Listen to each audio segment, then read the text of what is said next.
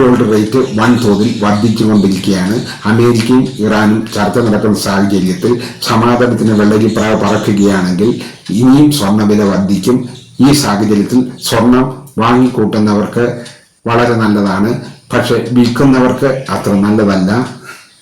കാരണം ഈ സാഹചര്യത്തിൽ ഇനിയും ഗോൾഡ് റേറ്റ് വർദ്ധിക്കുവാനാണ് സാഹചര്യം. എന്നാൽ നമുക്ക് വിശദമായ ഗോൾഡ് റേറ്റിലേക്ക് കടക്കാം. 24 ക്യാരറ്റ് ഗോൾഡ് റേറ്റിലേക്ക് കടക്കാം. ഗ്രാമിന് 15,152 രൂപയും പവന് 1,21,221 രൂപയുമാണ് ഇന്ന് കൂടിയത്.